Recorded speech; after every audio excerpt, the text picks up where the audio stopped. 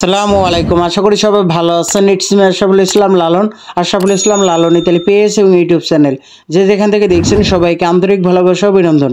যারা ফেসবুকে থেকে দেখছেন ফেসবুক পেজটি লাইক ফলো শেয়ার দিয়ে এবং ইউটিউব চ্যানেলটি সাবস্ক্রাইব করে পাশে থাকুন, ধন্যবাদ। তো আজকের টপিকটি হলো যে ইতালি বিএফএস গ্লোবাল আজকে কী পরিমাণ রিটার্ন পাসপোর্টে ভিসা ডেলিভারি দিয়েছে এবং কী পরিমাণ রিটার্ন পাসপোর্ট রিজেক্ট দিয়েছে এবং কী পরিমাণ return passport BFS global call centre থেকে কল দিয়ে আবার পুনরায় সাবমিট করতে বলেছে।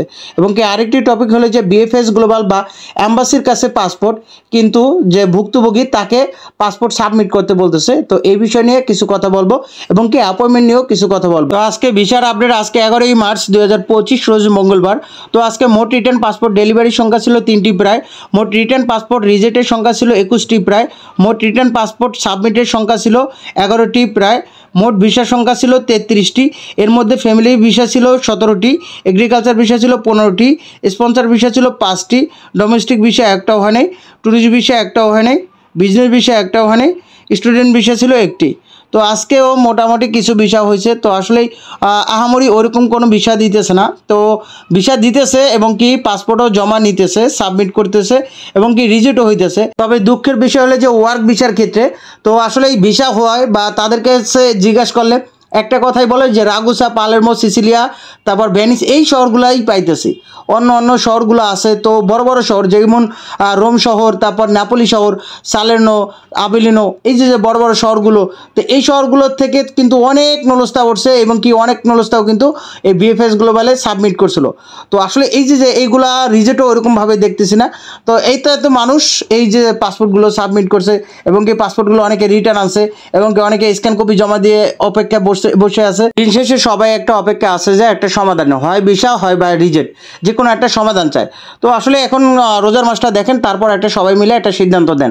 তো আরেকটা টপিক হলো যে যেটা হলো যে তো এক ভাইকে গতকাল এক ফোন দিয়ে বলছে যে পাসপোর্টটা সাবমিট করতে। তো ওনার স্ট্যাটাসটাও পরিবর্তন হয়েছে যে your visa ready, request your passport BFS global submit. তো এই স্ট্যাটাস মানেই তো 100% ভিসা এবং এটা লেখা মানে যে পাসপোর্টটা সাবমিট করবে। আর পাসপোর্ট সাবমিট করার মধ্যে 10 থেকে 12 দিনের মধ্যে হয়তো ভিসা দিয়ে দিবে।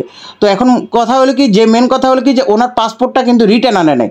তো ওনার পাসপোর্ট হয়তো ইনটারমিট রিটার্ন এই লেখা বা হ্যাজ বিন রিসিভ, এই দুইটা স্ট্যাটাস মানে পাসপোর্ট কিন্তু রিটার্ন দেওয়া, কিন্তু এই দুইটা স্ট্যাটাস হয়তো পরিবর্তন হয়েছিল কিন্তু ওনারা কিন্তু ওই স্ট্যাটাস দেখে নাই বা চেক করতে পারে নাই। কারণ অনেকেই বোঝে না বা অনেকে কিন্তু স্ট্যাটাস চেক করতে পারে না। তো ওনারা এসএমএসের অপেক্ষায় বসে আসলো বা কলের আশায় বসে এসেছিলো। তো অনেকেই কিন্তু কল দেয় নাই। তো তারা কিন্তু বিএফএস গ্লোবালে যখন ইনটারমিট রিটার্ন বা হ্যাজ বিন রিসিভড এই যে স্ট্যাটাস দেখলে পাসপোর্টটা রিটার্নটা দেওয়ার জন্য কিন্তু বিএফএস গ্লোবালে পাসপোর্টটা আনে। তো কিন্তু যখন আবার পাসপোর্টটা রিটার্ন না আনে তখন ওই পাসপোর্টটা কিন্তু অ্যাম্বাসির কাছে আবার পাঠাই দেয়। তো ওই রকমটাই করছে যে অ্যাম্বাসির কাছে হয়তো পাঠাই দিছে। তো এখন আবার কথা হলো যে অ্যাম্বাসি যখন এটাকে ওই ইতালি থেকে যাচাই বাছাই করে সব কিছু ঠিক আছে এবং ডকুমেন্ট ঠিক আছে, ভিসা পাওয়ার যোগ্য মনে হয়েছে, তখন তাকে ইতালি অ্যাম্বাসি আবারও বিএফএস গ্লোবালকে বলছে যে তার পাসপোর্টটা সাবমিট করতে। তো বিএফএস গ্লোবাল তাকে ওই অনুসারেই কিন্তু কল দিছে, কিন্তু মূলত পাসপোর্টটা কিন্তু সে রিটার্ন আনে নাই।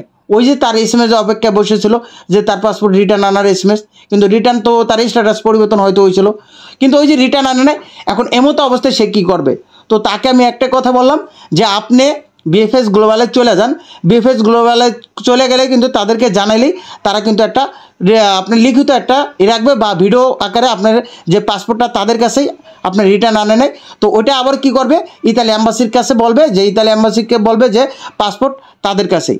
তো এরকমটা কিন্তু প্রায় 1 মাস আগে এক ভাই হয়েছিল। তো তাকেও কিন্তু আমি সেম ক্যাটাগরি এভাবেই বলছিলাম। তো তিনি কি করছিল, বিএফএস গ্লোবালে গেছিলো। বিএফএস গ্লোবালে যাওয়ার পর তাকে একটা লিখিত একটা প্রমাণ রাখছে আর একটা ভিডিও আকারে মৌখিক একটা 2-3টা বক্তব্য রাখছিল।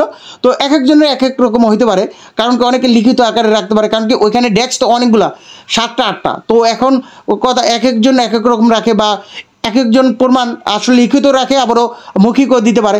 তো এরকমটা হইতে পারে।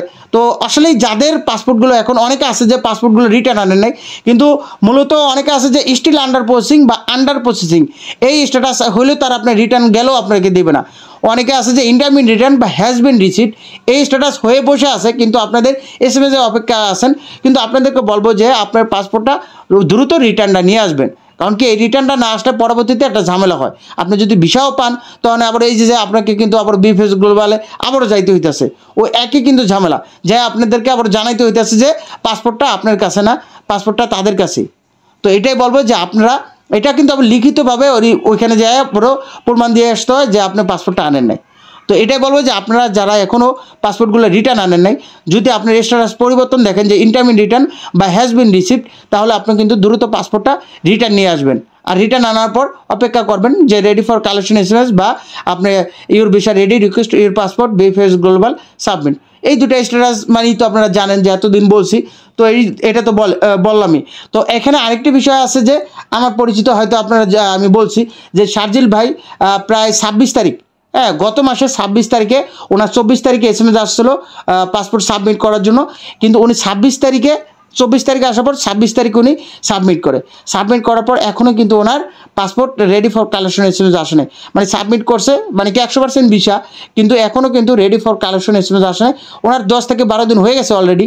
তো আরেকটা জিনিস লক্ষ্য করছি যে যারা অ্যাপয়েন্টমেন্টের জন্য মেল করে রাখছে, কিন্তু তাদের মধ্যে যদি অ্যাপয়েন্টমেন্ট পায় মানে 100% ভিসা, এখন যারা অ্যাপয়েন্টমেন্ট পাওয়া মানে কি 100% ভিসা, তো যারা অ্যাপয়েন্টমেন্ট পাইতেছে তাদেরকে হাইস্ট গেলে 2 দিন 3 দিনের মধ্যেই একটা সমাধান দিয়ে দিতেছে। তবে যারা রিটার্ন পাসপোর্ট আইনা আবার পুনরায় সাবমিট করতেছে, তো তাদের ক্ষেত্রে দেখা যাইতেছে যে 15 থেকে 20 দিন সময় নিতেছে। তো ওই শারজিল ভাইয়েরও কিন্তু এখনও ওই যে 26 তারিখে যেহেতু জমাইছে, তো আজকে যেমন 11 তারিখ, প্রায় 10 থেকে 12 দিন হয়ে গেছে গা। তো এই যে 12 দিন বা 13 দিন হইল, কিন্তু এখনও কিন্তু কোনো সমাধান পাইতেছে না। তবে চিন্তার কোনো কারণ নেই, তিনি কিন্তু 100% ভিসা পাবে। তো এরকম অনেকে আছেন যারা পাসপোর্ট সাবমিট করে অনেক টেনশন আছেন যে পাসপোর্ট তো সাবমিট করলাম, তো ভাই বলছিল যে 5 দিন 7 দিন বা 8 দিন এর মধ্যে হয়ে যাওয়ার কথা, কিন্তু 12 দিন হয়ে গেছে গা, 13 দিন হয়ে গেছে গা, এখনও কোনো সমাধান পাইতেছি না। তো আসলে এটা দুশ্চিন্তার কোনো কারণ নেই। আপনি যেহেতু পাসপোর্ট সাবমিট করতে বলছে 100% ভিসা, তো আর কিছুদিন অপেক্ষা করেন, হয়তো 15-20 দিনের মধ্যে একটা সমাধান হয়ে যাবে। হ্যাঁ, তো অনেকে কিন্তু এরকম চিন্তায় আসেন বা অনেক সময় প্রশ্ন করেন যে ভাই পাসপোর্ট তো সাবমিট করে আসলাম।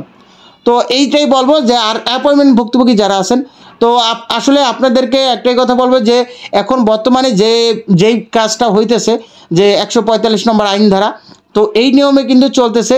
তবে ভিসাও যেই শহরগুলো থেকে দিতেছে রিটার্ন পাসপোর্টে, স্ক্যান কপিতেও দিতেছে ওই একই শহরে, এবং কি আপনারা যে অ্যাপয়েন্টমেন্ট পাইতেছে যারা এখন আজকেও কিন্তু কয়েকজন জমাইছে নতুন অ্যাপয়েন্টমেন্ট পেয়ে, তো তারা কিন্তু ওই যে কয়েকটা শহরে, যদি জিজ্ঞাসা করি ভাই কোন শহর থেকে ভিসা পাইছেন, তো ওই যে রাগুসা, পালেরমো, সিসিলিয়া, ভ্যানিস, তারপর এইগুলাই বলতেছে।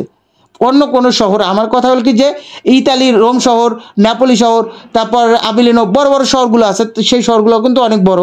তো সেই শহরগুলো থেকে কিন্তু অনেক মানুষ জমাইছে, কিন্তু ওই শহরগুলো থেকে ওরকমভাবে কোনো আপডেট পাইতেছি না।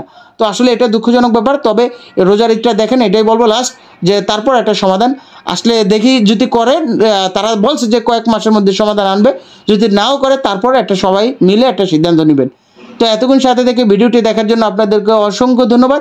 আপনারা সুস্থ থাকুন, ভালো থাকুন, আল্লাহ হাফেজ, আসসালামু আলাইকুম।